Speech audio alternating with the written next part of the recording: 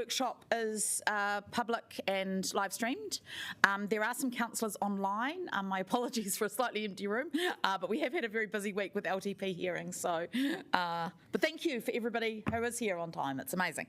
I will go to you, Margot, to introduce and outline the session. Is that all right? Thank you. Thank you, Chair. Kia ora koutou, and kia ora to our councillors online as well. Thank you for joining us this morning. As our Chair has pointed out, you have a pretty big workload at the moment, so I really appreciate you making the time for this. Good news is you won't be hearing much from me today. We have quite a suite of guests with us, and so really want to leverage this time for you to really engage with our guests as much as you would like to. So, look, the purpose for today is twofold. First off, it's an opportunity to talk to our guests, and I'll introduce them shortly, but we have both DIA and Water Services Authority Taumata Arawai with us at the table, and then shortly we will be hearing from our central program team with Scott Consulting and Minta Allison Rudd. What? So have I got that in the right way around? Thank you very much. And so really want to use that time. And the conversations that we're looking to have with you today really are about helping you make your decision, your upcoming decision on the delivery model, and that decision is scheduled for 22nd of May. So really hoping this is a critical input for you. Look, just do want to acknowledge before we start that very aware that you've yet to make a decision on the confirmed delivery model, and the foundation document discussion, so the second part of this workshop, is really, as I say, about assisting you with that decision and leading into making sure you're well prepared. Should the decision be made to join a multi-council CCO, then the conversation on the foundation documents will also help with getting into establishment mode fairly quickly and to be able to meet the timeframes that we have been talking to you about, which is July 26 for that new entity.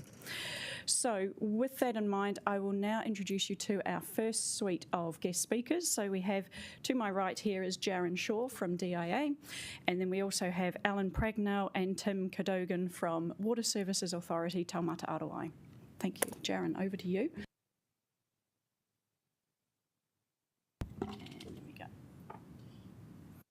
Thanks, Margot. Thanks, Chair. I just want to acknowledge Your Worship, me whānau, councillors. Thanks for the opportunity to present here today at what is an important moment in your decision-making process. As Margot introduced, my name is Jaron Shaw. I'm a Chief Advisor on Local Water Done Well at DIA. DIA is the lead policy agency for Local Water Done Well, which is the coalition government's policy to address New Zealand's long-term underinvestment in water infrastructure. The policy at a high level emphasises local decision-making and flexibility for communities and councils to determine how their water services are best delivered while being subject to meeting minimum requirements. The policy goes about achieving this by offering fit-for-purpose delivery models and financing tools, ensuring water services are financially sustainable, and there's an important requirement under financially sustainable that is a requirement for financial ring fencing, so that water revenue is spent on the delivery of water services. That's quite a significant change from how councils operate water service delivery today. And of course introducing greater central government oversight through economic regulation and water quality regulation. Now I understand you've already received a previous briefing from the Commerce Commission about economic regulation, and of course Alan and Tim are here today to talk more about water quality regulation. If I just share with you an indicative timeline for water service delivery plan development. This is a notional timeline that we've shared with councils a number of times over the last 6 or so months. And it's important to note that the key and only mandatory timeframe is the submission deadline for your water service delivery plan, and that is the 3rd of September 2025. However, if you work backwards from that submission date, there are some logical periods and phases of activity that lead up to that. including initially your financial analysis and high-level assessment of different options that are available, making decisions on which models to consult with your communities on, and the phase that you are currently in, which is having consulted on your preferred model and alternatives, now making a decision on which model to proceed to the next step with. So the good news is, if you look at the timelines there, these indicative timelines, you're right on track, you're right where you should be, and you're considering the right things at the right time. I should also acknowledge the work that's gone in from your council and from the project team working on behalf of your council to get to this point. It is no small feat to work across a grouping of 5 different councils towards a joint model. So the progress you've made is substantial, and I just want to acknowledge that. You may be interested briefly in what's happening across the rest of the country with consideration of water service delivery. So across the board, we're seeing high levels of collaboration on joint delivery models amongst councils, and that's particularly in the North Island. So a lot of joint models are being considered and advanced in the North Island. Many of those groupings are of 3 to 4 councils. The Waikato Water grouping is currently the largest of those groupings and could be up to 7 councils. There's still decisions to be made on that. Closely followed by your grouping, of course, where 5 councils are giving consideration to a regional delivery model. As at the 5th of May, 49 councils had either completed consultation or commenced consultation, and of those, 30 have indicated a preference for a multi-council CCO, with 19 indicating a preference to either retain water service delivery in-house or deliver via a single council-owned CCO. Again, across the board, we're seeing good momentum, positive momentum, and broadly speaking, councils are on track to submit those plans by the 3rd of September. We've been completing a lot of council engagement, and on the right-hand side of this slide, you'll see some common questions and themes that consistently come up. The first is, what are the implications of economic regulation?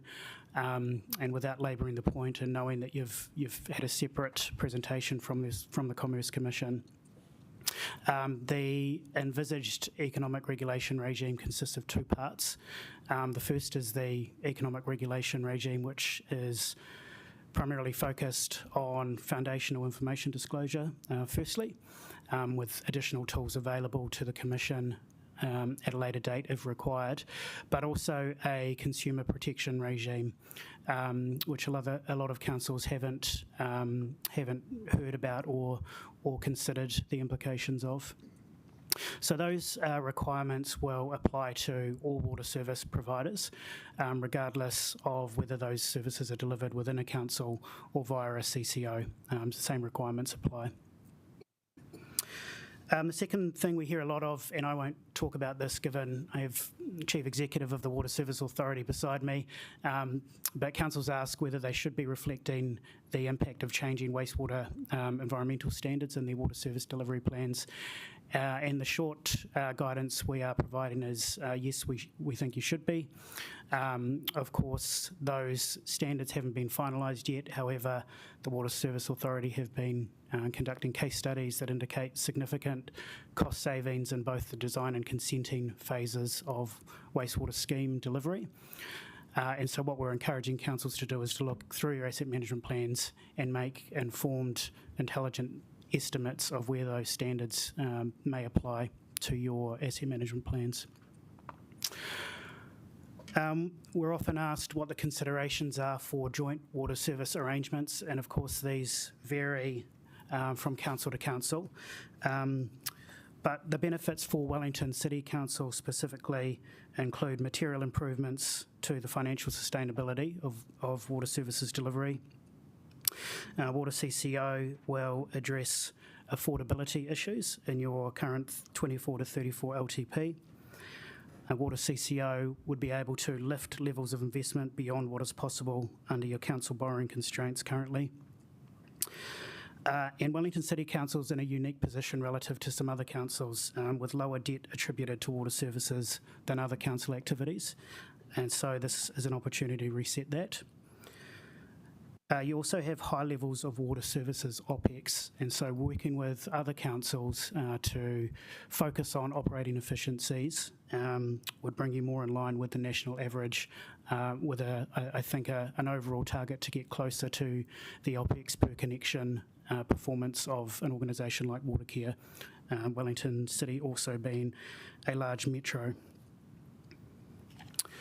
So those are some of the benefits of a joint arrangement, and of course there will be more, including resilience, supply chain benefits, workforce benefits, and no doubt several others. Another key theme or question that keeps coming up is control of water assets, and if assets are transferred to a water organisation, what role democratically elected councils will have. There's a bespoke accountability framework designed for local water done well that will see shareholding councils issue a statement of expectations on a 3-yearly basis.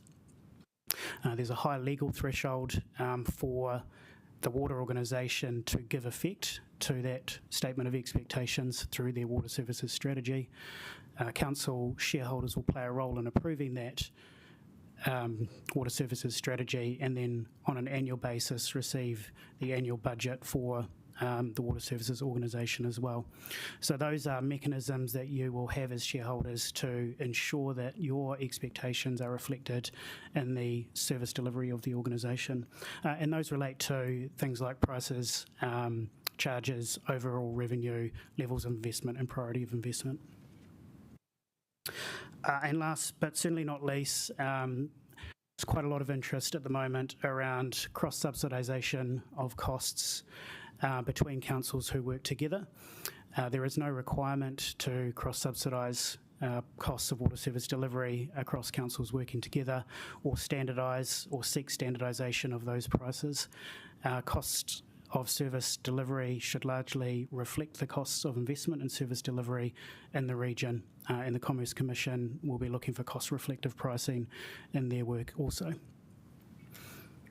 And I understand in your grouping of 5 councils you're considering cost to serve principles in your foundational documents, which is entirely appropriate. And lastly from me, before potentially open to questions, or you may want to wait until Water Service Authority speak to have questions together. Water Service Delivery Plan specifically due on 3rd of September 2025. The key elements that DIA is looking for in the acceptance of those plans is firstly legislative compliance, and whether the plan contains all of the information that is required. The simplest way to meet this requirement is to use the template that we've provided and complete the fields in it. That is a simple checklist of the information required. And then the second is the key test around financial sustainability. So water service delivery plans have to demonstrate that delivery is financially sustainable on a ring-fenced basis from 1st of July 2028. The way we're looking at financial sustainability is through 3 lenses. Firstly, revenue sufficiency, and whether the water provider is collecting enough revenue to cover the costs of service delivery. Investment sufficiency, and whether the projected levels of investment are sufficient to meet all regulatory requirements. And finally, financing sufficiency, and specifically looking at are funding and finance arrangements sufficient to meet investment requirements. So thanks very much for the opportunity to present. Chair, I'll leave it to you if you'd like to ask questions now. Thank you. Yes, I think we probably do have some. Councillor Free is first online. Thank you. It's very interesting and very clear. Thank you for such a clear explanation. You mentioned the letter of expectation only being 3 yearly. I've got a couple of questions. Triennia at the moment are 3 yearly. Are you anticipating the letter of expectation would go out with the LTP process, or at the start of the triennium? Or is that up to individual councils? I've got another question as well. Yeah, thanks, Councillor. It's a great question. So the intention is that it's aligned with LTP timeframe, and the easiest way to think of a water services strategy is it's your LTP for water in a standalone document. But obviously there'll be an interplay between the LTP and the water services strategy. So the intention is that they would be issued at the same time. Statement of expectations needs to be set by the shareholding councils 6 months in advance of the water services strategy. Go on with your second question, Councillor. Thank you. So my next question really relates to the information we have at present about assets. So it's going to be, as things stand at the moment, we don't have nearly as much information as we would like about the state of some of our water assets. So how do you think that's going to be remedied in tandem with trying to provide a decent letter of expectation? I think this is quite a common theme across the country, Councillor. The information on assets is inconsistent at best across the country. I don't see that as an impediment to adopting a joint model if, particularly if councils look at some sort of ring fencing for financial settings and levels of investment that are required. And the easiest way, well, certainly the way I think about that, is to start with what's in current LTPs around levels of investment and priorities and work from that basis. But there will be very inconsistent information across councils that are coming together, and it'll be the role of the water organisation to start from that point and start to improve things from there.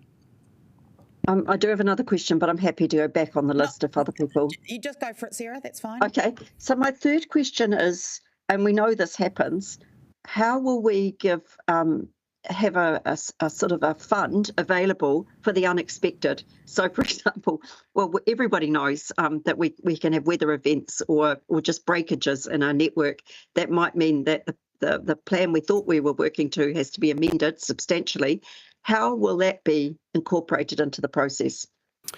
Yeah, I think a country like New Zealand, that will be a risk that needs to be managed by any water service provider. I'd see that at its simplest level happening the way councils currently deal with it, which is essentially to retain borrowing headroom to be able to respond to those unforeseen events.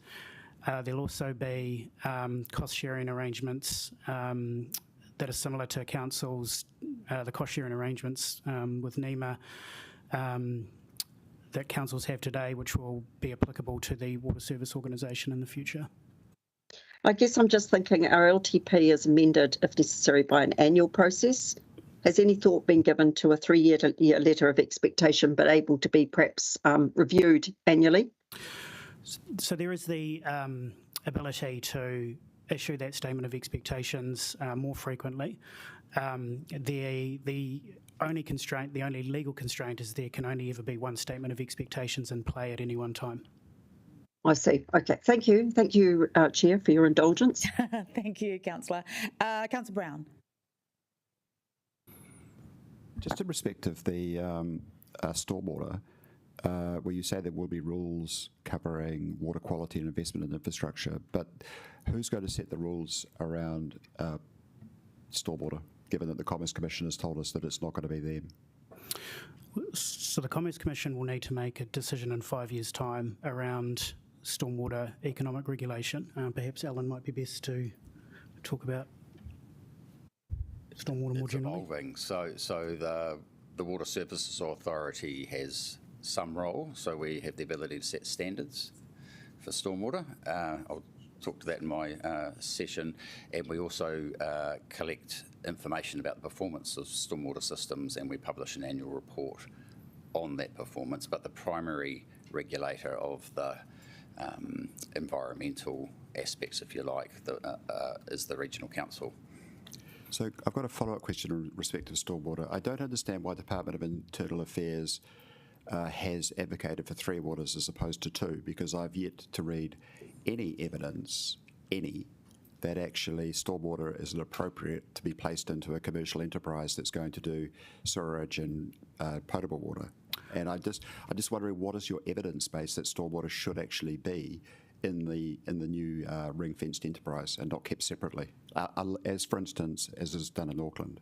I'll just clarify, Councillor, Department hasn't advocated for two waters versus three waters at all. We've provided the flexibility for councils to make those decisions. So including three waters in a transfer agreement is optional. On my understanding, as a group of councils, that is the preferred model. However, you have optionality around that. Thanks. Just shouldn't really throw my 2 cents in, but I will. A couple of the factors that get thrown up are if you are going to set up an entity to run your drinking and wastewater services. For some councils, particularly the smaller ones, the question of have we got the residual capability to run stormwater services is one of the considerations. The other one is a lot of the driver around setting up the water services arrangements are fiscal, i.e. We need to invest a lot in it, and stormwater often presents the same financial challenges, and so those are some of the considerations for you, but they don't necessarily take you to one outcome or the other. No, I get, but I guess that the other point is that if you are going to actually fund the potable water and sewerage out of user pays, whether it's appropriate for somebody when they are drinking a glass of water to be also paying for stormwater seems completely remote. I mean, again, it's something which I have looked at a lot of analysis and I found nothing that's actually thought that was a good idea. Yeah, and I think that's the challenge for ComCom, is that's right. As a consumer-based pricing system, you can charge for drinking water and wastewater, water in, water out. Yeah. But there's a public good element to stormwater management. There are ways of dealing with that, but it is different. Yeah. Okay. Thank you. Councillor Chung. Thanks very much, Jason. Much appreciated. I'd just like to ask you about your comment about no cross-subsidisation if we go in for a multi-council format. Now, I'm interested to know your views on the economies of scale, and is there any empirical data to actually show that there are economies of scale? Because if we don't have cross-subsidisation, then where are the economies? It's a great question. Thanks, Councillor. So there definitely are scale efficiencies that come from multi-council organisations, whether prices are harmonised or not. The ability to work together and ultimately drive down OPEX per connection is where those key benefits will come from, but also the financing efficiency that comes from operating as a collective group. So the way the local government funding agency will finance water organisations is different to how they finance councils today, with greater borrowing headroom, essentially with the highest level of borrowing headroom available to water organisations with the greatest scale. Thank you. Councillor Rogers. Yeah, my first question also happens to be about stormwater. And when the Commerce Commission came in, one of the questions I had asked them was there was a concept of ring fencing, but also kind of you had talked about making sure that charges were appropriate to the cost to serve. And one of the questions I had was what point of view the Commerce Commission would take on, say, if you were collecting sort of stormwater charges through the council's rating system, what view they would have as to whether those charges could then be used to subsidise the other two waters if it was in a three-water system. And I was wondering if the DIA had any positions on subsidisation across types of waters. We don't have a position on it per se. Again, there's optionality around how water organisations will approach different pricing decisions. However, our view is that when water service financial statements and projections are prepared, each of those three waters should be prepared on a standalone basis as well as a combined basis. Cool. That's one more. My other one was around establishment of the water entities. Is it largely within the councils establishing the water entities to consider the sequence of events that would take place to establish it, or do you kind of see with that 1st of July 2028 ring fence thing, the entirety of the establishment would be complete, all of the transfer would have taken place? So there's also optionality on the timeframes that councils adopt new models. The key test from 1st of July 2028 is about a financial sustainability test. So there could be, for example, a council who is financially sustainable on a standalone basis, but still intends to adopt a joint model to realise the benefits and to adopt that model after 2028, if that makes sense. And to answer the first part of the question, largely the sequencing sequencing and timing is up to councils, so long as that delivery plan and model selected demonstrates that financial sustainability. Fantastic, thank you. Deputy Mayor Foon. Yeah, thank you.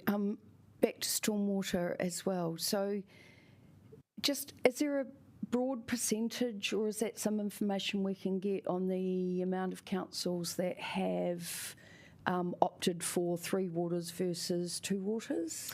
Yeah, I will try to seek that. I don't have an answer for you here and now. From my engagements with councils, the majority that are considering water services CCOs are considering 2 waters models. And that might look like an arrangement where stormwater remains with parent council and there's some sort of contractual arrangement between council and the water services CCO to maintain the assets. And is there a reason why a majority are considering stormwater? I think ultimately this is a trade-off decision between sort of short-term challenges, which are largely definitional in nature, I think. It's quite hard to define stormwater assets. I've worked on the 3 Waters program previous to Local Water Done Well, and it's quite an exhaustive process to identify those assets and to transfer them and have them operate effectively, particularly when they're often mixed-use assets. So I think councils that are considering 2 water models are making trade-offs between sort of short-term difficulty in getting that in place versus the potential long-term benefits of operating a much more sort of integrated, on a much more integrated basis. And I guess just on that, the complexity of stormwater, just understanding, I think what a few of us here are concerned about is that we're using different technology to adapt to climate shifts, including more water. So green infrastructure, for example, and how we just stop that runoff, especially in a built-up environment. So I guess the confusion for me is how and where do we cross over from a pipes infrastructure mentality into that green or just other ways of absorbing that water? Yeah, it is a challenge. It is a challenge, Councillor. And, if it is of benefit to you, we have a stormwater expert on our team who can talk more about these things. But if I recall back to the work we did with former Entity A, which was the Auckland and Northland Water Services entity, we had advanced that work on the stormwater network to a point where, largely 80% of the assets were quite straightforward to identify in the transfer arrangements. 20% were probably of mixed use and debatable. We applied a predominant purpose test to those to see which assets would transfer and which wouldn't. And we got down to about 10% of the assets remaining that still needed to be sort of manually worked through. Of course, the follow-on step for that is Council and the water organisation will have to have arrangements in place to be able to maintain those assets as well based on their predominant purpose. So it is a complicated but not impossible task. Okay. Is there any more reading or background reading we can do on, how this is travelling or pros and cons or, just something from your overview that we can take a look at? Yeah, I'll undertake to share something with Margot after this. Yeah, that would be really useful. Thank you. One possible source there, I think when Waterkey was set up out of the previous Auckland reforms, they kept stormwater in-house. I think they call it healthy waters or some such. Periodically there are reviews of that arrangement undertaken as the tension between the 2 arrangements pops up from time to time. So it may well be that Auckland's actually got some quite useful insights into it in practice. Yeah. Great. Okay. And then one more question from the, with a customer lens. I think, obviously our the people we're serving can approach council directly, and so that fear that we're creating a big entity that's completely impenetrable from a customer base.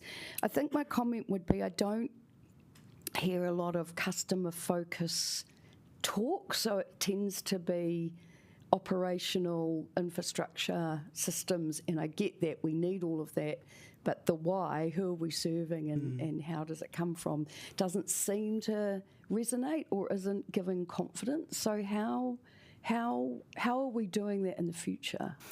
Sure. Well, I'll talk about how the system is designed to work from a customer perspective. And if you take the current CCO model, CCOs are accountable to the council, council's accountable to the community, and so that accountability flow works in that way.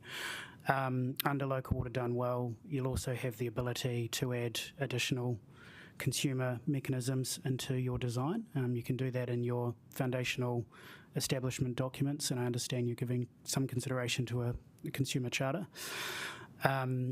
And I also mentioned the Commerce Commission's role in consumer protection as well. So they'll approach that in a similar way to economic regulation, where they'll look at consumer metrics as part of foundational information disclosure, and they'll have additional tools available to them if that information disclosure consistently demonstrates a lack of customer service, customer focus, and customer response. I have 3 more councillors on the list, and then we'll move on to the next presentation from Taumata Arawai. 4, that's it. Councillor Randall. Yes, I've got a few questions, but I'll just restrict myself to one because I'm very keen to hear the next speech. And that is, you talked about sort of a 2028 deadline to really settle the final model, and that, you know, if a standalone organisation that was financially sustainable could join a regional model if they found that there was, you know, proven to be benefits to that. Does the reverse apply? So if a council was in a regional model but on a standalone basis would be financially sustainable, could they leave the regional model by 2028? If they were not financially sustainable? If they were financially sustainable. After 2028? No, before 2028. Is this hypothetical example on the basis that water organisations will... can you change your mind, essentially? Yeah, so there's an ability to change your mind. The legislative ability is an amendment to your water plan can be submitted within 12 months, following the 3rd of September 2025. After that, we assume that you're pushing forward with your plan as submitted, and that implementation of that plan would be monitored by DAA. So there's sort of a 3rd September 2026 deadline, in a sense, for last calls. And yeah, so some councillors have referred to off-ramps in their process, and that would be a very late off-ramp. Pauiwi Kelly. Thank you. You spoke about how Wellington City Council has very low debt in comparison to other councils, and that this was an opportunity to, you said, a reset opportunity. What did you mean?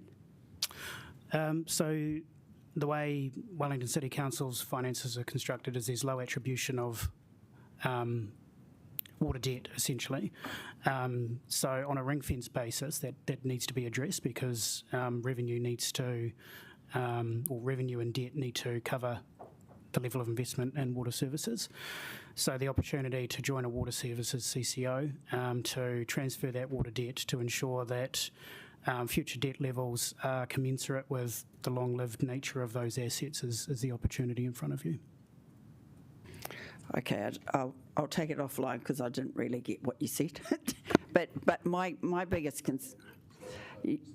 Yeah, oh, good. Oh, okay, I don't feel so bad now. This is just an insight from your previous LTP, and I haven't seen the amendment process you're working through, but in your previous LTP, there's quite a low attribution of water debt relative to other council services, and it's quite unique in New Zealand. Most councils have a higher debt attributed to water services. One of the benefits of Local Water Done Well is under the new borrowing arrangements to essentially match your borrowing to the long life of the asset, which has the benefit of making sure that users of that asset over its lifetime pay for it rather than sort of ratepayers of the day, and also has the ability of lowering prices because you're stretching those repayments over a longer period. So that's the opportunity in front of you, is to reset sort of those debt levels and attribution against water services on a ring-fenced basis. So what I was getting at is my biggest concern is that I know that we have a lower debt and that there are other councils that have got large debt, and is that going to have a negative impact on the Wellington residents when, you know, they've essentially paid for what they have and for the infrastructure that they have, and that they're now going to be subsidising another council. So there been where's the benefit for them? So I get what you're saying about the reset opportunity, but I don't see the value of it for Wellington. Well, I don't understand what you're saying. Pauiwi Kelly, perhaps I can help. As part of our decision making, one of the things that we've been talking to the council about is the fact that we do have lower amounts of debt, and we are looking to look at our own equity position as we transfer that. So we have got an agreement with the oversight group for that equity payment to come back to us, because we're transferring our assets, or we're proposing to transfer our assets. We're proposing to transfer our high levels of revenue, but at very low levels of debt. And so I guess we're, that kind of triangle of what we're looking to transfer is out of place. And I guess one aspect of what Jaron is trying to articulate is we have an opportunity to reset in this space. And one of the ways that we're looking to reset is through that equity payment. I think the other thing to I guess alleviate your concerns is that that servicing a debt, at least in the short term, we are looking at ring fencing and pricing base, and ring fencing each area. So we're not looking, people in Porirua wouldn't be looking to subsidise that amount of debt that we transfer, nor in the huts. So we're ring fencing those to ensure that it is equitable to the model that we're working towards. Thank you. Equitable was the concern that I have. I had 3 more councillors on the list, but I am concerned about time. Very quickly, Councillor Brown. You mentioned that Watercare has a low OPEX per connection, and that we could, benefit if we can go in the same direction. But is there a database? I've not seen that database. And given that they do 2 waters and we do 3, how do you actually work out those sort of numbers? Correct, Councillor. That is on a 2 waters basis. So their OPEX per connection on a 2 waters basis is about $750 per connection. If I look at information from your 24 to 34 LTP, your OPEX per connection is around about $1,500 per connection. You're correct; it is quite difficult to compare on a 3 waters versus 2 waters basis. So it's not a direct comparison, but there's quite a significant differential there. So in terms of the database, so we've been collecting all of this information as part of Local Water Done Well. So we now have national averages that we can share with you if that's of interest. I know you've got your hand up, Councillor Free, but we really need to move on to the next session, and I think we'll just find a way to get any unanswered questions channeled through Margot. So yes, we'll move on to Taumata Arawai. Yeah, no, I put it down. Thank you. Thanks, Sarah. Thanks very much, and thanks for the opportunity to come along and talk. I've got an interview with a radio personality to talk about chlorine in Christchurch at 10 o'clock. So half of me is tempted to keep going.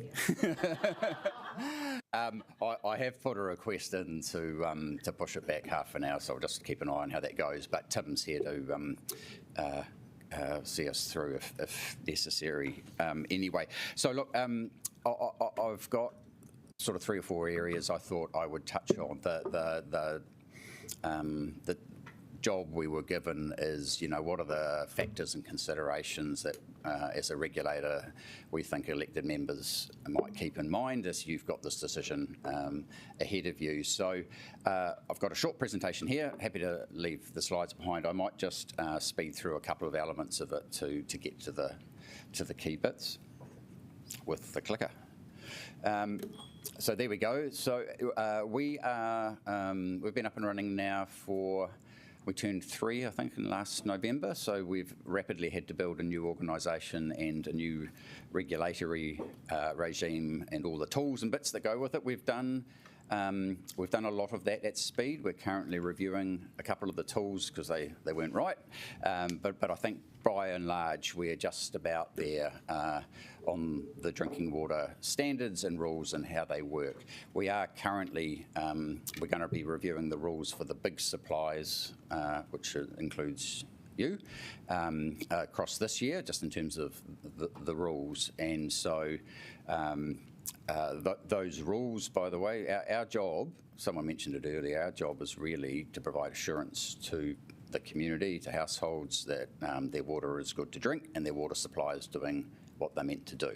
So they don't have to think about it, and someone's watching that. So we will always be working with you as owners and suppliers, but actually our purpose is the people drinking the water, much like the Commerce Commission's is. And how do we provide assurance without sending an army out to watch over your shoulder every day, which is expensive? We do that by requiring suppliers to do some things, depending on what kind of supplier and how big you are, and the nature of the risk. And then we require you to report on those things, and periodically we check that information's correct. That's kind of how we do our job, and then we respond to notifications of contamination events when they happen. So that number one up there, our regulatory focus, we have to publish every 3 years. Everything's every 3 years, isn't it? A compliance monitoring enforcement strategy, which is a terrible name, but basically it's our 3-year plan as a regulator. What are we going to focus on? What are our expectations of water suppliers, and how are we going to work with you? So it's actually a great opportunity to be clear and that you can plan against those expectations and priorities. That's coming up in June. The 3 years is up. We did an initial one which said nothing. We're building an organisation, we'll do our best effectively. This time, I think we have a lot more data and information. So our focus has been very much on the public suppliers that supply 85% of New Zealanders with their water, councils, and getting those basic fundamental treatments and barriers in place so that contamination events and the risks of them are minimised. You're fine largely on that front, but we had large parts of the country covering about 650,000 Kiwis that didn't have either treatment or residual treatment in the network. And so that was a universal intervention, and we've asked all those councils to get them in place by the end of this year. We're on track. About 250,000 Kiwis have better, safer water now as a result of that, and the rest are largely on track. So for the 3-year plan coming up, and the reason I'm talking about it is you might be looking to make a decision ahead of it coming out. So just giving you a bit of a forewarning and taste. We'll see through that project, but what we have noticed is that even in some supplies that do have that treatment and residual treatment, we're getting E. coli notifications. And so what that suggests is that those barriers are not working properly. And so there'll be a bit of a follow-up on that. And then after that, you'll see a shift from us away from universal interventions and towards much more sector or supplier segment specific areas. And probably for Wellington, the relevant area there would be around the leakage rate and the sufficiency of supply issue that popped up last summer as we were having a dry summer and high leak rate, and a little known requirement in the Act. Everyone looks at the safety. You actually also have a duty to guarantee sufficient water supply for household sanitary requirements, and we have the ability to call an emergency if we think that that's about to fail, and jump in and effectively override water extraction consents. So look, I will I'll run past that with a clicker. Yeah, great. All right, I'm good. I do. Okay, thanks. I've got a little bit more time. I think I've touched on most of these, and as a predominantly urban metro area, some of the focus points that we're going to have in that plan are probably less relevant to you. We've put a lot of time into finding an alternative drinking water treatment solution for the smaller parts of New Zealand, smaller communities. It's called endpoint treatment devices, which, a bit like a Rinnai gas cylinder, you attach it to your house and it treats the drinking water at the point of the house much more cheaply per household than a central treatment plant for smaller supplies. These are the 2 annual reports we have to publish every year, and I'm just giving you a quick heads up that they're coming out late June, and they have your water supplies in them. The blue one on the left is really about the drinking water safety, the quality of drinking water supplies. That's been running in some form or other for quite some time and is our 4th version of it. The green one's a new thing, and last year we issued our first version of it. It's looking at the environmental performance or impacts of drinking water, wastewater and stormwater services. So far, it's just drinking and wastewater. At some point, stormwater will look to join the stable, but that's looking at the, as I say, the environmental angle. We're looking for national level trends and issues over time. So we're not calling out a league table necessarily, but the data that sits in behind it is available to industry, and some of them do go away and have a look. It's self-reported. So we do try and check with your teams if we think the data doesn't look right. We double check, triple check, and then at some point we've got to draw a line and go ahead. So there will be errors. I think there's still a council that believes its network is big enough to wrap the globe 3 times, and hopefully over time that reliability will increase. So look, for the drinking water report, this map here you see is notifications from our laboratories of E. coli contamination in a network supply from a registered drinking water supplier. So it shows you we've got a lot of that. Most jurisdictions we'd compare ourselves with would have a much less green bubbled map than that. What it also shows you is E. coli is everywhere. You can assume that it's a pretty present risk for your supply. That's why we ask that they're treated and have residual treatment, which you have in place. The other thing just of interest is a lot of those are schools. So about 420 schools, largely rural, self-supply, and they are about 60% of all our E. coli notifications. So that's on our radar. Look, in the environmental report, one thing I had not appreciated, I've been in this area for a while, knew about the bow waiver consents coming out for wastewater for some time, but actually there is a reconsenting window approaching over the next 10 years for water extraction. Your right to take water to run those water supplies. You've got RM reform now kicking off again, version 30-something, and the allocation and consenting discussions that are happening in parallel with reconsenting will be one thing we'll just keep an eye on. The other thing, and this is relevant to you, the first year of reporting on this, the information we got from councils was rubbish, the quality, and we probably underestimated the amount of time we needed to put in to work with staff on a new reporting system, and so we've done that better this year, and there has been a lift. So that stat there about halfway through the slide saying, you know, what percentage of your network have you got a grading for in terms of what condition it's in. That stat is probably the key statistic underpinning all of the water reforms, because 80% of your asset is that bit under the ground in the pipes, it's hard to, and knowing what condition it's in and whether you are doing enough to maintain and renew it and you're collecting enough money to do that job is the heart of the whole reforms. The treatment plants are big one-off lumpy capital items that get a lot of attention, but borrowings can smooth that path, but the real money is under the ground. So that was my, I guess, the last point I was going to touch on here. I don't need to dwell on it because Wellington's living the pipes experience in terms of what happens when they get to a certain point. But my general point for elected members thinking about their options of in-house, CCO, etc. Be as confident as you can be in what you do and don't know about your pipes. And the investment needed to fix them, if they need fixing, and how much more revenue you need to raise to do that, because that's basically the biggest part of the equation, in my view.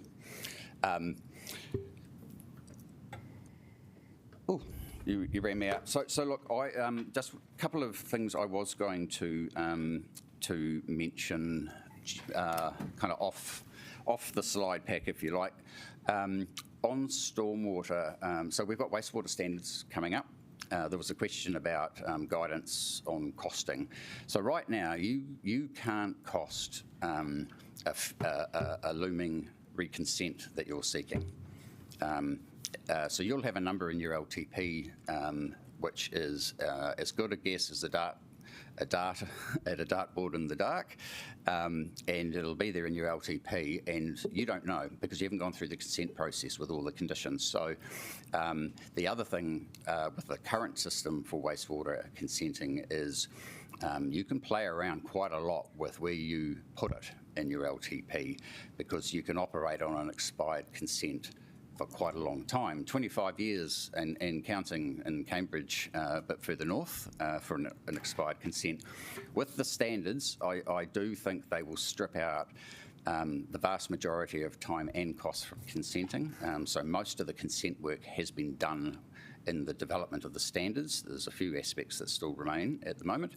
And then the benefits of standardisation of the resulting infrastructure to meet the conditions is also going to be a benefit. But the quid pro quo is the loophole's being closed. So operating on an expired consent by just chucking an application in and we're good, it's gone. So in terms of your costing assumptions, you should be able to cost it now, even off the draft standards. You should be able to go, that's performance, I can cost it if there's an upgrade needed or not. But you can't play around with moving when you're going to do it in order to balance the books, which has been a fairly rational practice across local government. Stormwater, really tricky. I knew what we'd do with wastewater standards. Stormwater standards, been mulling that one. I think we're coming to the view that in terms of the environment and the quality impact of stormwater, I don't think standards are a useful tool for dealing with that question. But I do think they are possibly a very useful tool for dealing with the question of intense rainfall in urban areas and the expectations of managing that in a way that doesn't flood households and businesses. Because in practice, it'll be different from Tawa to Newlands to Marawa. Everyone will have their own performance standards just because they were built over time. I think standardising the expectations so that flooding doesn't happen. Won't tell you how to build the stormwater response. That could well be wetlands and whatever. But the expectation is that you can handle this much rain and you need to be able to handle this much rain or water. I think there is a benefit in that, so I'm throwing that out into the room just as a general. In this respect, we're not really your regulator, we're almost a service provider. And you'll shortly be paying a levy, so I'm interested in your views on that. Stop there. Your drinking water has been supplying good water to Wellingtonians for a long time. Your pipes just need some fixing so that you don't run into a problem is probably the overall, but you have big costs in the pipes and the other two services. Yeah. we do have some questions. Great. Councillor Brown? Can you just elaborate on the separation between your organisation and the regional council when it comes to environmental regulation? So the easiest way to explain it is imagine sequential roles. So if the job of wastewater runs from left to right, I think I got that right for you, we go first. And so what we do is we develop the standards and performance expectations around discharging wastewater into the environment. We're agnostic on, it's your decision where you want to discharge to. That's a local conversation still. Water, land, biosolids reuse, etc. So we develop the standard for wherever you're discharging it to. Once you've decided that locally, you put your application in and we hand it over, effectively the standards over to yourself as applicant and to the regional council as the approving authority. And the approving authority, the regional council, they must issue a consent if you meet the performance requirements. There's a couple of elements in the consent that the standards don't yet address. They will over time, discharge to air, heavy metals, etc. But they'll issue it, and then they are the agency that monitors the compliance against it and enforces. And right now, they are not doing that at all as a system across the country. Rampant non-compliance, very ad hoc monitoring, no performance information. You can't compare anything because every consent is bespoke, every set of conditions is bespoke and expensive, and so is the infrastructure. This will standardise all the conditions. All regional councils will be monitoring the same conditions. The cabinet-backed standards, so the question of why aren't you enforcing them, if this area is enforcing them, why aren't you over here, I think will lift the enforcement practices in the system, and I think that's where the environmental benefit is going to come from. Pauwi Kelly? Yeah. Oh, kia ora, thanks for your presentation. These standards, were they developed by you guys? They were developed by us. We are primarily a drinking water regulator, so what we did is we convened industry expertise and some iwi expertise, and they effectively worked with us to develop the draft standards. Cabinet approved them for consultation. The last piece of legislation on local water done well, which is in with Select Committee at the moment, has proposed a shift from them being minimum standards, i.e. we build the floor but you build the walls and the roof how you like, to we build the whole house. They are the standards. So that's a proposal from this government. Oh, cool, because I just wanted to reiterate and understand why you would exclude mana whenua from consultation with any water organisations. So, well, it's a part of, it's a requirement for councils, but it has been excluded. That part, and particularly around wastewater, in the standard. So we've put a submission, so it probably will be with the Select Committee now that raising those issues. But I just wanted to understand why you would think that would be okay. So I'm not across that dynamic, so I'm happy to pick that up offline. In my view, as I said, the conversation with the community in iwi around a discharge consent still happens locally. None of my business. You decide that for yourself. What I have been charged with is designing a standard for wherever you decide the discharge should go. And in that process, as I say, we've had iwi and Māori technical experts around the table. We've been engaging with iwi within the constraints of the resources we're operating with. We've had to prioritise our work with the River Iwi in the Waikato and Whanganui around the settlement arrangements there. Yeah, there isn't an exclusion that I'm aware of. Yeah, there is, but we've got a very good submission, so I'm sure it'll be addressed. Sure. Councillor Chung. Great, thanks very much. I have a question regarding the oversight of your authority. Now, you're looking at the technical aspects, so you're looking at the quality of the water, you're looking at the different ways of doing things. So do you also have oversight over the administration of the entities? So, like... No, so the way I think about it, because the language can be quite either new or can mean different things to different people. Tamararowai Water Services Authority, our job, we look after the safety of the drinking water supply, and we set the standards for all three waters, if you like. So we're the kind of the nationally consistent policy and standards setting, and then we do public reporting on how all that's going. The Commerce Commission, the way I would think about them is they're charged with looking after the assets and the infrastructure that delivers those services. So we're what comes out of the pipe, that's us. The pipe that carries it and the assets that treat it, that's the Commerce Commission. So they're looking after making sure you're investing enough and not $1 more in the asset, and where the what's in the water. That's great, thanks. Can I but not the entities themselves. Right. Okay, my second question is, you had a line there that was quite concerning to me. You were saying that water pipes that leak water allow pathogens in. So what do we currently do about these pathogens coming into the pipe? Because is that water, where that break is, if pathogens get in there, that water actually continues on to be used by consumers. So is it actually ever tested again? So the risk, it's a risk. It's not a guarantee of pathogens getting in. If something can get out, it can get in.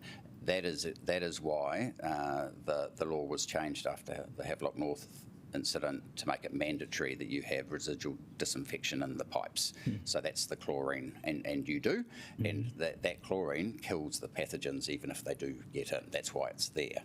Oh, I see. But there is testing of the networks to make sure that the chlorine is doing its job and that there's enough of it. If you get a big hit of contaminants, it will soak up all the chlorine, and you need to put more in quickly. Yeah. Great. Yep. Excellent. Thank you. Councillor Randall? Okay. Yes, just want to sort of go back to the stormwater thing and the comments there. I think one of the challenges is as much a comment as a question, but I think one of the challenges is there's not really a good body to standardise the conversation and standardise the measures. Regional councils are obviously the main regulator, and we've had even discussions around having standardised zoning across the country to try and get the same conversation happening. Yeah. And unless you have the same conversation, you have trouble getting economies of scale as well. Yes. Okay, and so I just wanted to put to you perhaps some comment to say whether you have a role to help standardise the conversation without necessarily establishing a standard. Yeah. So I mean, Cabinet has made some moves in that front. So we now, it is our job to set standards, as I say, across all three waters. The RM reforms sound like they are looking at the issue of standardising the approach to monitoring compliance and enforcement in terms of the environmental side of things. Look, couple of comments that I would make. One is it is this government's policy that each community makes its own arrangements that fit. It is encouraging collaboration in delivering the services. I think there was an earlier a question you asked around stormwater and when do we have to decide and can we reverse out. As the regulator, I guess my anxiousness is about the gap between today and when the new arrangements are stood up. Wellington Water, I was an employee of Wellington City Council several years ago. I watched capacity get set up on a compromised basis, and depending on which team you come in on, you wear a yellow shirt or a blue one, and you see the world that way. It's been a long, hard road with Wellington Water. Whoever's been at fault in any particular time, keeping that operation going and going well and delivering safe water is my lens on it. So I guess my plea is clarity and not shifting direction too much on that front. On the efficiency front, if you separate this goes to the cost subsidisation question that you have about between cities. Absolutely understandable. A lot of councils used to charge suburb by suburb, scheme by scheme, and then figured that was getting unaffordable for some, and so you smooth the charges so that everyone in the city pays the same. That's cross subsidisation. I'm cross subsidised in this. I'm part of a pool of customers, pay an average price. If you don't, which you do not need to, but you will leave some efficiencies on the table. Some of the efficiencies that you can drive in water utilities are mitigated against if you don't have people with the same user charges. Yeah, I know it was a round answer, and I did that just because I'm getting increasingly anxious nudges that I have to disappear. Thank you so much. So look, happy to come along another time if there are subsequent questions. But wonderful, thank you. I think that's actually brought us to the end of the questions. Is that the end of this part of the session? Wonderful, thank you so much, team. We really appreciate it. That was, I think, extremely useful.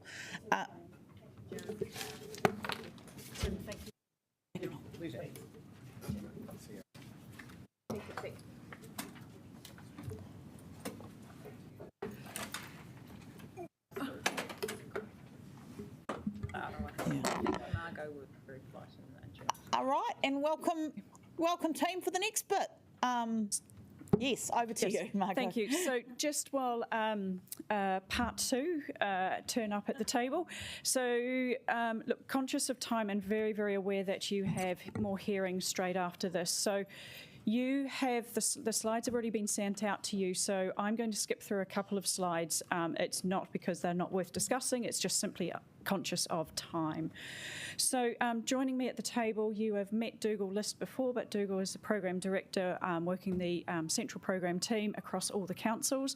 And also with us from Minta Allison Rudd-Watts is Chris O'Brien and Daniel Fielding. So quickly getting into this, as I said in the intro, this part of the session is around the foundation documents, and I really do think this will be useful insight for you for the decision making, or the decision we'll be bringing to you on the 22nd of May. The timeline you are very much aware of, we've talked about it already today, but what I would like to point out is along the top there is the generic timeline for across the 5 councils. So there's essentially a major milestone for every month between now and September. So there is quite a heavy program.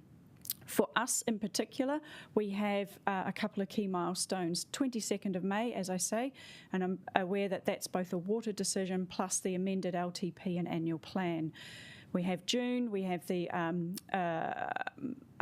agreement and adoption of the LTP and annual plan, and then of course in August, leading up to the WSDP adoption, we have scheduled, are in process of scheduling a series of briefings and information sessions, again, to get you across that detail. And I'm now going to hand over to Dougal to take you through the next part of the session. Late on because you get it later. Kia ora koutou, councillors, and thanks again for the opportunity to come and speak today.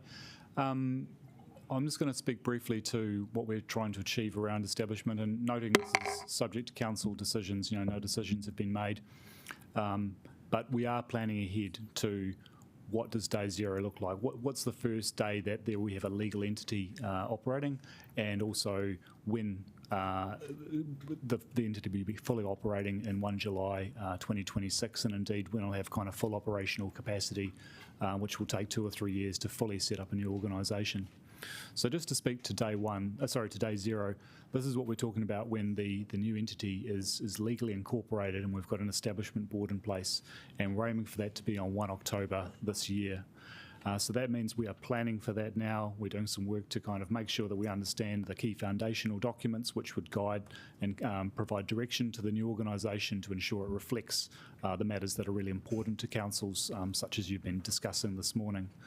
So at that day zero, fundamentally what we're after is an organisation that's incorporated and it has an establishment board in place.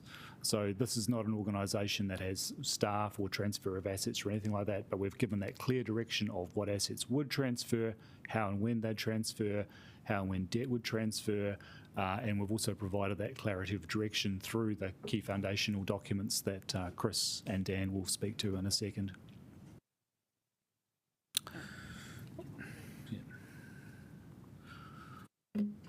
So achieving that timeline, as Margot said, we do have a number of things that we need to continue on with in terms of drafting those foundation documents. So we're very keen on getting your feedback today so that those can be drafted and that councils can consider those and adopt those in a similar timeline to the adoption of the water services plan over a couple of months.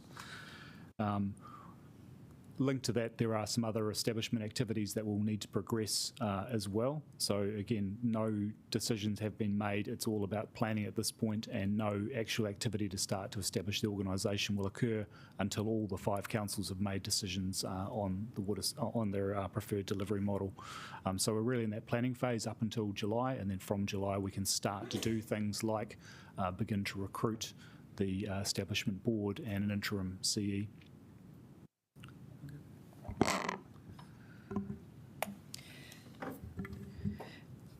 What the plan is, once you have taken a decision in May, essentially I don't think you're going to hear from us on water for the month of June, which will be pleasant for you, and then you have recess. So August, the lead up to August is quite busy in the water sense. So we're looking to just confirm the committee date in August. It's likely to be the 3rd week of August, and so in the lead up to that, you have about 4 or 5 sessions with us to help you get across the water services delivery plan, the detail that's within there, and also the foundation documents that we'll be talking to you about today. And just to correct myself, there is a session with us in June, which is just to introduce you to the structure of the water services delivery plan, just to start that familiarisation process for you. But the content itself, you'll start to see that, and we'll engage with you on that in August.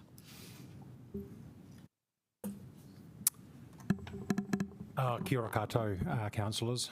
Very nice to meet you and speak to you. Look, we're talking about the foundation documents. I think I shouldn't move too far back. I think there are probably in terms of organise our thinking to present to you today, I think there are probably 3 things we're trying to draw out. What the foundation documents are for day 0, why they are being addressed earlier than a number of other foundation documents that will be critical for Metro Water, the water organisation, to function properly from day 1, and I guess to probably try and outline as best we can where issues of importance that have been or may yet continue to be identified, you know, where they can be found or located or addressed in various different legal artefacts as we go through the journey. We have listed up here 4 foundation documents that we think are critical for day 0. I think the probably 2 reasons why we have selected those. One, they are effectively the governance documents, and so as between the shareholders, or as between the shareholders and the new water organisation. I think there needs to be a really decently thought through a common set of agreements as to the governance arrangements. It's not going to function very well if 1 or 2, for example, shareholding councils just is not aligned at day 0 as to how the water services, or the water organisation is supposed to operate. The second element of this, it's almost a different side of the same coin, is that I think directors need to have confidence that their shareholders have that common understanding. It's not just for the shareholding councils themselves, it's for the incoming directors. They've got a lot of work to do between day 0 and day 1, and I think these things just need to be sorted out, worked through and agreed. So this is why we've focused on these. The Consumer Charter is actually, strictly speaking, well, we'll speak about the Consumer Charter in greater detail. That is one document that is a wee bit different, depending on how people want to define it. A Consumer Charter is of or from the water organisation, and as its name suggests, it is a commitment from the water organisation to consumers as distinct from, well, this is all TBD, I suppose, but as distinct from commitments the water organisation is making to shareholders. Commitments the water organisation is making to shareholders are contained in one or other of those top 3 documents. From here, though, I think we'll just maybe potentially step into a bit more of something of an explanation of these 4 documents. I should add, by the way, and I have mentioned it, there are a number of other documents we are referring to as foundation documents, things like the transfer agreements, things like the water services strategy, and look, there's a host of others, things to do with employees and debt transfer and the like. They are actually vitally important for day one, but I suspect that these are documents that we're going to need significant input from the directors once they're appointed. Not much progress can be made, I don't think, ahead of directors being in place for the water organisation. So turning to the Constitution, I suspect that many of you have a fair understanding of what a Constitution does. They're usually reasonably vanilla documents.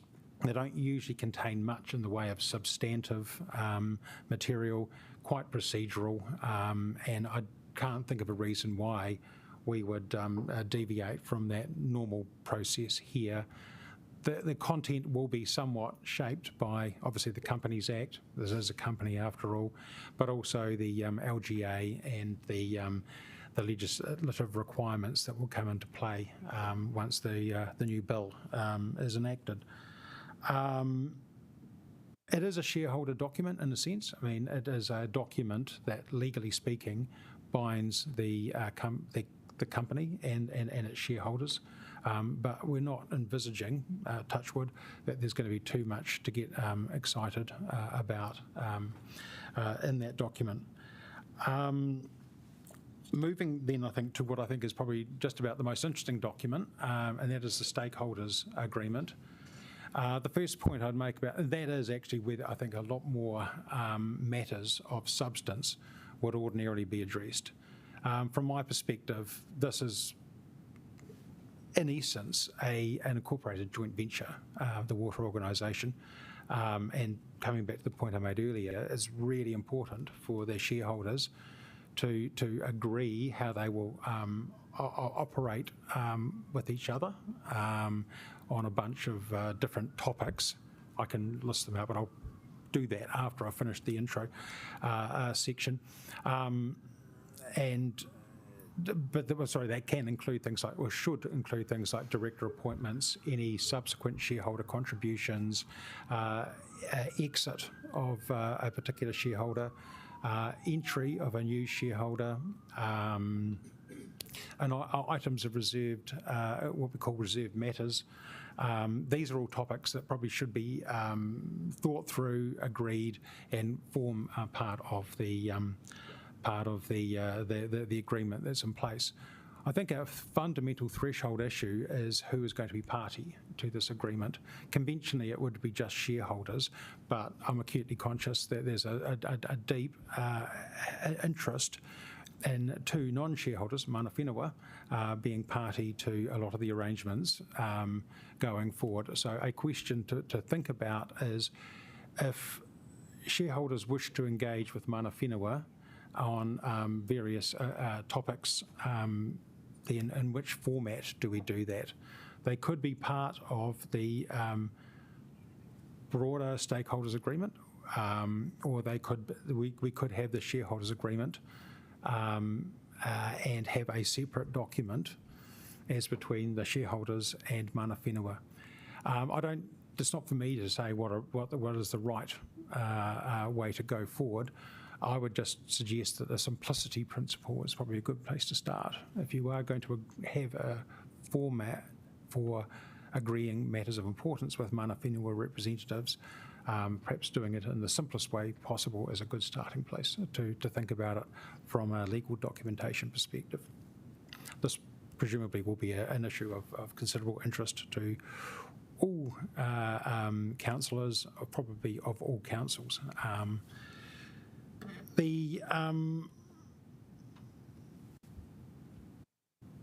I think that actually probably as much as I think it's worth saying at the moment, and no doubt you'll have some questions and probably questions of detail when we come to it. The third foundation document that we think is really important to try and get right for day zero is the Statement of Expectations, and I'm going to throw over to Dan to talk to that. Thanks, Chris. So we've included a Statement of Expectations as one of the foundational documents just because we think it's going to be a very important mechanism for the shareholding councils to set their initial expectations to the water service entity. So we heard this morning from the DIA touched on Statement of Expectations. And what it does is it replaces the Statement of Intent, which you'll be familiar with in terms of your other CCOs that are non-water related. So it replaces that mechanism but builds on it, and the bill currently before Select Committee sets out mandatory matters that need to be included in the Statement of Expectation. So those are things like setting out the shareholders' expectations around strategic principles or priorities for the water organisation, how the water organisation will interact with different groups like consumers, outcomes that the shareholding councils are expecting to see from the delivery of water services. So a really important mechanism for shareholding councils to influence the sort of strategic priority of any new water organisation. And then the other one, what he's touched upon, is the Consumer Charter. I think this is a document that there are examples of this sort of instrument, a document out there from a number of different organisations and in a number of different areas. They tend to focus on assurances about what consumers can expect from the entity that's providing them with services. They're often more marketing focused than documents that are intended to, put in place binding legal commitments that could be enforced in moments of high tension or aggravation. However, if it is a document that is going to set the tone, if nothing else, for the water services entity, which is why we think it is certainly useful, if not important, to try and get a common understanding of what people think a consumer, when I say people, I mean shareholders and stakeholders, what they think it will address and what they think it ought to say. And so that's why we've got it on the list. I must admit that we don't have a firm view in our own minds because it's not actually for us to determine, quite apart from anything else. But as the people are probably going to try and come up with a straw proposition, I think it's a document that we will try and think about and work on once we've got the key planks for the other three documents further along. Chris, just to add to that any consumer charter or customer charter will also need a link in with the water services strategy that the water organisation sets. The statement of service that the bill proposes to be in the annual report for the water organisation, and as well as the economic regulation that the DIA touched on this morning as well. Thank you, Dan. And so, gosh, my glasses aren't as good as I thought they were. Oh, it's a commonly experienced problem, don't worry. Yeah. So look, we've tried to pull together in this slide. We've done some independent thinking. We've done some independent reading. We've done some listened to a few people where there are matters that are plainly of concern to councillors and councils, and if they're not, and if they're not in someone's mind, they probably ought to be. This is a non-exhaustive list we have here of what we think are key matters, and where, without saying what the answer is, where we think it would make sense to look to address them. I suspect you can all read. I mean, I can read it out, but I suspect you don't really need me to do so. But as you can see, I think there is a logical home for some of these places, and that will emerge over time. And I think it's just a matter of keeping on, refining this list, adding to it, addressing it, and hopefully shortening it as levels of comfort with various foundation documents emerges. Are we ready to go to questions? I have several. Councillor Rogers. My first one was just about the timeline that was displayed, and I understand that we have to submit our WSDP by the 3rd of September. There didn't seem to be a time there in which we expect it to be approved. So the timeline, thank you, Councillor. So just go back to, there we go. So that's the mid to late August point. So it says WCC decision meeting to adopt the joint WSDP. Is that the one you're referring to? Approval by DIA. Oh. So we don't. So there is in the legislation there is no specific time frame for DIA to approve it. What it does say, as soon as reasonably practical, or the words to that effect.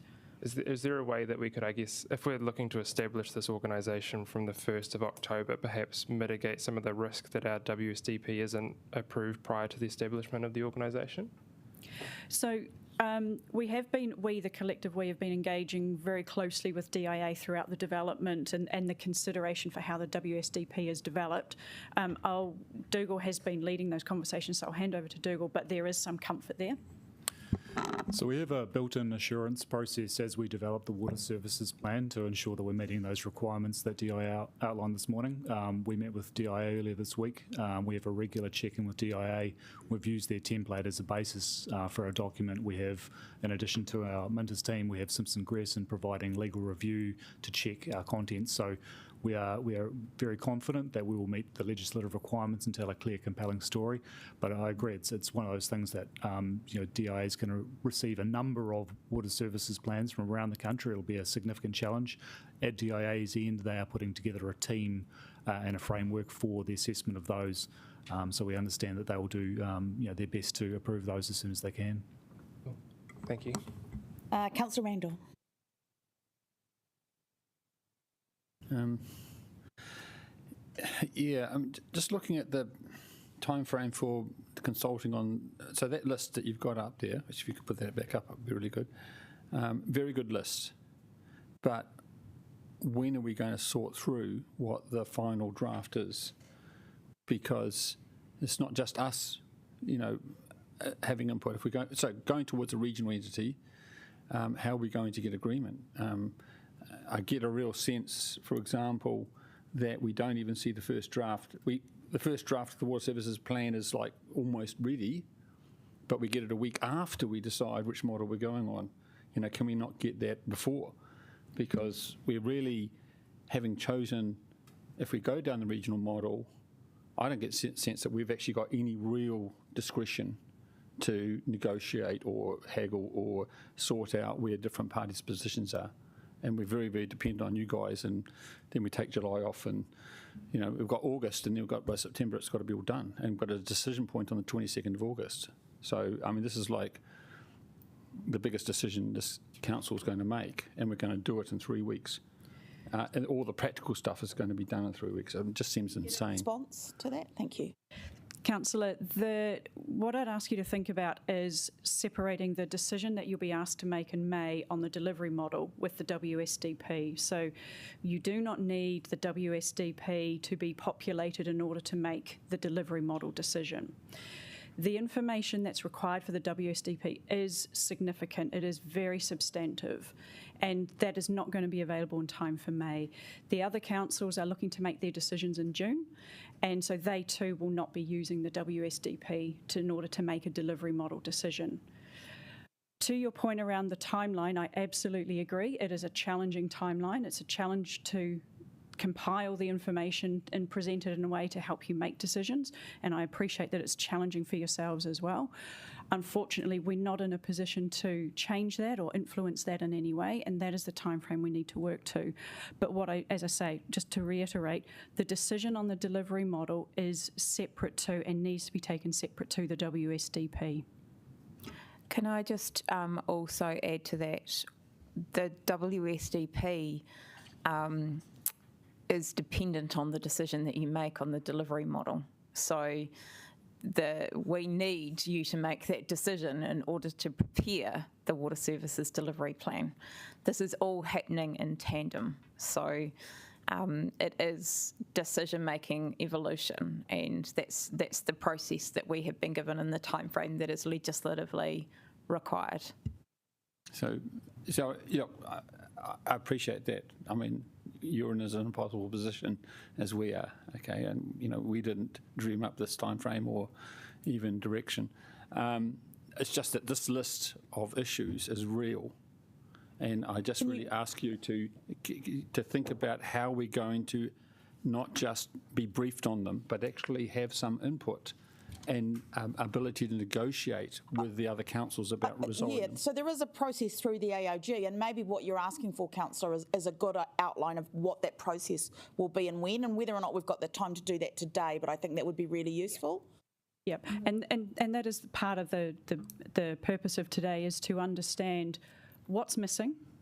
What are the things that really cause you concern that we need to be considering as we're starting to think about the planning and the drafting? And so that feedback, whether that comes through today or in the coming few days, would be incredibly useful, because in the background we are still progressing with the thinking about how this might play out as we talk to the other councils, obviously reliant on a decision that you'll make in a couple of weeks' time. I think also Councillor Randall's kind of identifying how do we as a governing body feed into that negotiating process and stay across it, which I think so far we would probably say it's extremely opaque to us. Yeah, and just in terms of the list, I just want to add one more thing, and that is the thing that Councillor Brown and I have been sort of looking at, and that's whether we should be doing 2 or 3 waters. It's still quite a challenging issue for me. Can I just remind you, Councillor, that the decision to do 2 or 3 waters was made prior to the consultation process commencing. You have not consulted on doing 2 waters, and so if that decision, I'm just outlining the consequences of that, if that decision was made at this point in time, then we would need to reconsult with the community on 2 waters, and we would not be able to do a water services delivery plan within the statutory timeframes. I just wanted to highlight that as a real consequence of this process, because the decision was made prior to going out for consultation. I'm not saying it to stymie anything, I'm just saying that's a practical implication. I think councillors may be interested in some advice about what, given those sets of conditions, what I think the word used earlier was optionality remains. Yeah, we can bring that information. Okay, great. Poiwi Kelly. Thank you, Madam Chair. It's a shame Alan isn't here, because in your early presentation and at the very beginning you talked about the confidence of the directors. But before I get on to that, I agree with all the things that you've said, but you talked about the confidence of the directors all being, councils all being on the same page, and that being a key part. But what I'm not hearing is that we need to have a confidence of the shareholders. And what my biggest concern is, and this goes back to me being around when capacity was set up, and I'm getting a bit nervous now because I'm feeling the same rush into things as well, without the decision makers having everything in front of them. But what I wanted to know is, how are these directors going to be selected? What is the criteria for them? And what is going to be the expectation for them? Because what we do not need in this new entity and at the governance level are politicians, because that's where it all came unstuck with capacity and Wellington Water. And it's frightening to hear now. I've heard of one local mayor who's not running, but he's put his hand up to be in the new water company. And I'm thinking, what is going to be, who's picking them? Who's going to be the selection panel, and how robust is that going to be? Because I believe that if we really want to make a difference, that's the key. Whoever's at the top needs to have expertise, not political experience. I think, we'll get to the answer. I'm very conscious of time, so I'm going to go to one question each from now on, and we've given some latitude, but we've had some speeches. But we'll get a response to that question. So we might tag team this response, but we see that the board of directors is made up in two stages. Initially an establishment board, probably 3 members, again to be determined through the foundation documents, and then eventually a full board. It's an independent, skills-based, competency-based board. So the board members will be chosen based on required competencies. We would go through an executive search firm to find those suitable candidates, and then the appointments process would be determined by the shareholding committee. So one of the things that we will need to do in order to meet our day zero target is to establish an interim shareholders committee made up of representatives of the shareholders who would appoint the initial establishment board members. We need at least one of the board in place by 1 October in order to incorporate the company, but ideally we'll have 3 members in place by then, which would be chosen by the shareholding committee, is the intent. Okay, thank you. Just adding a that bit of doesn't gloss give to me that. any confidence, to be honest. I think we'll need more. Yeah, sorry. Oh no, one of the key elements of the shareholders/stakeholders agreement will be actually a process and an action to agree, and an actual agreed director skills matrix and an appointment policy. It's meant to be as transparent as it can be. Hopefully that would provide a format by which inappropriate proposed directors can be weeded out. All right. Councillor Chung, just one quick one. I'm good at quickies. I have a question about the timeline again. I'm concerned that there isn't enough time there. So after the 22nd of May decision, when we actually look at what model we want to use, we might enter a quagmire. Say, for example, we choose to take option 2 and we decide to go alone, but Pororua decides that they want to go in with a regional model, but we're not interested in doing that. And so then they've got to actually look at their models again, and then maybe go through another process of reassessing the fact that if we don't join in with the regional model, then they've got to go into another long discussion on this. So, or try and convince us to go for the regional model. So is there time enough to allow for that sort of discussion? In short, no.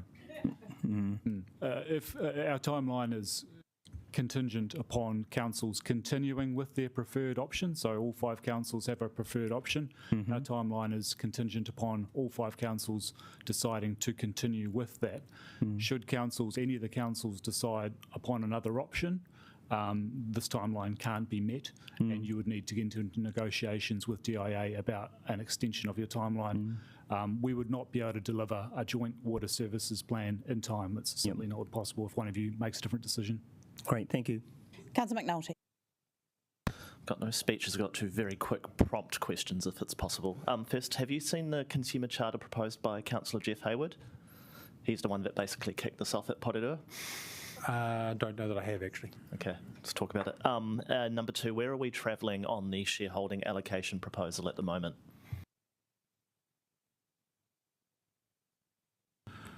So there's a range of shareholding allocation options, and you'll be aware of the DIA guidance on this. This is not one of the matters that we've formed a view on at this point. There's a range of ways of allocating shares and also what those shares allow in terms of voting rights or liabilities as well.